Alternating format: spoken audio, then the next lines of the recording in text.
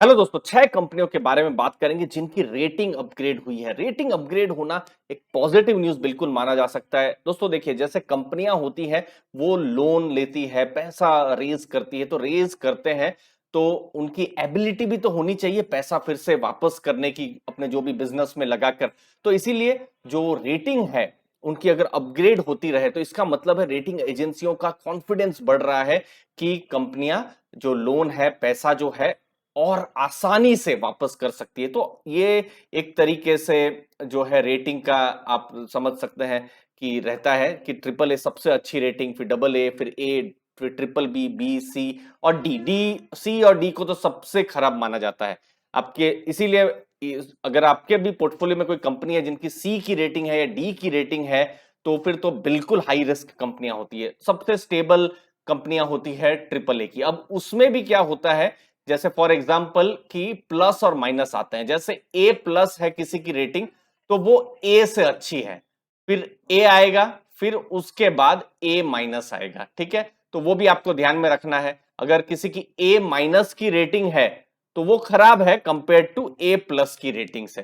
तो similarly double B है तो डबल बी प्लस ज्यादा अच्छा है डबल बी से। तो ये आपको ध्यान में रखना, ताकि क्योंकि 6 नाम आने वाले हैं तो उस हिसाब से आपको भी आसान रहेगा जब भी आप देखेंगे। तो पहला नाम है फिनोलेक्स इंडस्ट्रीज। उनकी रेटिंग देखिए, जैसे डबल ए की रेटिंग थी तो डबल ए से एक नॉच ऊपर क्या होता है, डबल ए प्लस। तो उनकी रेटिंग एक नॉच ऊपर गई है। शेयर प्राइस आप देखेंगे 152 के आसपास है। जब ये मैं वीडियो बना रहा हूं, आपके अलग अलग आप जब देखेंगे तो अलग अलग प्राइस हो सकता है। डेट टू इक्विटी बहुत ज्यादा वैसे भी नहीं है, बहुत कम है, 0.07 है।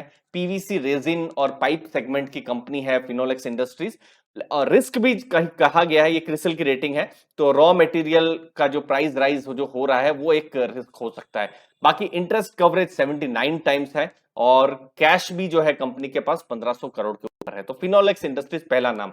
दूसरा नाम है भारती एयरटेल। अब भारती एयरटेल की जो रेटिंग है ये थोड़ा अलग तरीके से, क्योंकि ये इंटरनेशनल रेटिंग है, मूडीज इन्वेस्टर सर्विस हांगकांग के द्वारा हुई है। तो ये BA1 से BAA3 हुई है। तो इसकी भी मैंने स्टडी की। तो BA1 की जो रेटिंग होती थी वो स्पेकुलेटिव गिना जाता था, क्योंकि इंटरनेशनल लेवल में मतलब भारतीय कंपनियों को बहुत अच्छी रेटिंग नहीं मिल पाती है। तो स्पेकुलेटिव था, मतलब बिल्कुल उनके लिए आप सोचिए कि एफआईआई के नजरिए से उनके लिए पहले बिल्कुल स्पेकुलेटिव था, लेकिन अब लोअर मीडियम ग्रेड हो गया है। तो उनका भी कॉन्फिडेंस बढ़ रहा है भारतीय एयरटेल की तरफ। तो उनका यह कहने का है कि 15 से 20% इंक्रीज हो सकता है फाइनेंशियल ईयर 23 जो अभी चल रहा है। जो उनका जो एबिटा जो होगा, तो उनकी जो कमाई जो है वो 15 से 20% बढ़ेगी। और भारतीय एयरटेल बहुत हद तक स्टेबल हो रहा है, क्योंकि लगभग 49 करोड़ के आसपास उनके पास सब्सक्राइबर भी है। 5G में भी वो इन्वेस्टमेंट कर रहे हैं। तो फाइनेंशियल लेवरेज, फाइनेंशियल प्रोफाइल, लो लेवरेज, ये सब इनके अभी चीजें अच्छी हो रही है, प्रॉफिट्स इंप्रूव हो रहे हैं। लेकिन डेट टू इक्विटी अभी ज्यादा है, 2.55 है। तो ये एक तरीके से टर्न अराउंड जैसी स्टोरी भारतीय एयरटेल है। तीसरा नाम है स्टेरलिंग एंड विल्सन। स्टेरलिंग एंड विल्सन में बहुत एक तरीके से उछाल या मैं कहूं उथल पुथल हुई है पिछले कुछ सालों में। तो स्टेरलिंग एंड विल्सन में अभी जो नए प्रोमोटर है वो है रिलायंस, रिलायंस न्यू एनर्जी, और जो सब्सिडरी है रिलायंस इंडस्ट्रीज की, जो सबसे बड़ी कंपनी है भारत की। तो उनका अभी 40% का स्टेक है। इनफैक्ट बोर्ड ऑफ डायरेक्टर्स में भी स्टेरलिंग एंड विल्सन के वो आ गए हैं, क्योंकि रिलायंस अभी बहुत बड़ा प्लान कर रही है न्यू एनर्जी, रिन्यूएबल एनर्जी में जाने के लिए। तो उनकी जो रेटिंग है A1 A प्लस स्टेबल की हुई है। शेयर प्राइस अभी 327 है।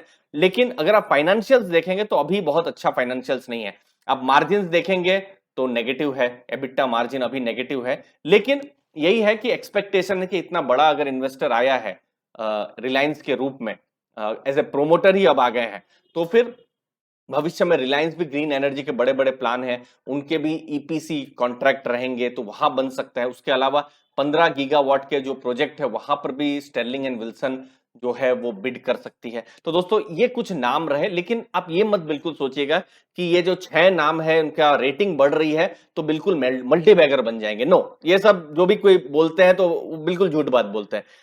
ये क्या है कि आपके भी फ्रेमवर्क में 15-16 क्राइटेरिया होते हैं, तो एक क्राइटेरिया जो होता है डेट टू इक्विटी होता है या रेटिंग होता है, उसमें आपको एक कंफर्ट मिलता है, बाकी सब चीजों को भी आपको स्टडी करते रहना है।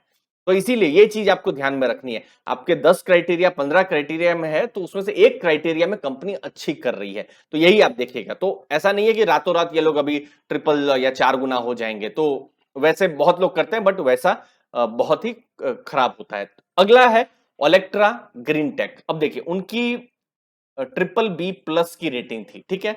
अब ट्रिपल बी प्लस के बाद नेक्स्ट रेटिंग क्या आएगी, ए माइनस की आएगी, तो ए माइनस की रेटिंग हुई है। फिर अगर और अच्छा करेगी ओलेक्ट्रा ग्रीन टेक तो ए माइनस से ए फिर ए प्लस हो सकती है, बट अभी ए माइनस है। अब ओलेक्ट्रा ग्रीन टेक बहुत ही नजर ये न्यूज में रही है, क्योंकि वो ई बसेस में बहुत काम कर रही है। इलेक्ट्रिक बसेस का एक तरीके से थीम चल ही रहा है, अलग अलग म्यूनिसिपालिटी या फिर जो शहर जो है वहां पर काम हो रहा है। तो रेटिंग अपग्रेड हुई है, शेयर प्राइस अभी फिलहाल 591 है। डेट इक्विटी ऐसे भी बहुत कम है, 0.09 की है। रेवेन्यू आप देख सकते हैं ई बसेस से 477 करोड़ हुआ है FY22 में, जो कि FY21 में 156 करोड़ हुआ है, ठीक है। ऑपरेटिंग मार्जिन जो है उनके 14.3% हो गए हैं, इंक्रीज हुए हैं, और इनफैक्ट ऑर्डर बुक भी उनकी मजबूत है। तो ये सब कुछ चीजें पॉजिटिव में है, लेकिन यहां मैं डिटेल रिव्यू नहीं कर रहा हूं, इंपॉर्टेंट रेटिंग से जुड़ी ही इंफॉर्मेशन बता रहा हूं। अगला नाम है आवास फाइनेंशियर, सबसे बेस्ट रेटिंग उनको मिल गई है, डबल ए प्लस से ट्रिपल ए। स्ट्रक्चर्ड ऑब्लिगेशन जो होते हैं, सिक्योरिटाइजेशन जो ट्रांजेक्शन है, कैपिटल प्रोटेक्शन, तो वहां पर उनको रेटिंग मिली है।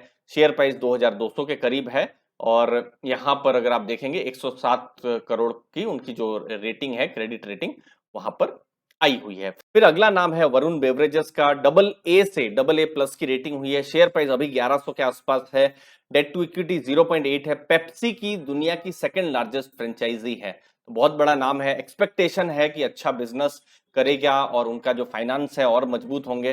डेट रीपेमेंट जो है उनका स्ट्रांग हुआ है ज्यादा से ज्यादा, और डेट टू एबिटा जो है 1.2 के आसपास रहने की उम्मीद है। तो दोस्तों 6 नाम थे जिनकी एक पैरामीटर में एक तरीके से पॉजिटिव हो रहे हैं। वैसे ही हम स्टडी करते रहते हैं, कुछ कंपनियां अगर डाउनग्रेड हो रही है तो वो रिस्क भी हो सकती है, तो उसके बारे में भी अलग से वीडियो हम बना देंगे दोस्तों। वीडियो कैसा लगा कमेंट्स में जरूर बताइएगा। धन्यवाद आपके टाइम के लिए, थैंक यू वेरी मच दोस्तों, धन्यवाद।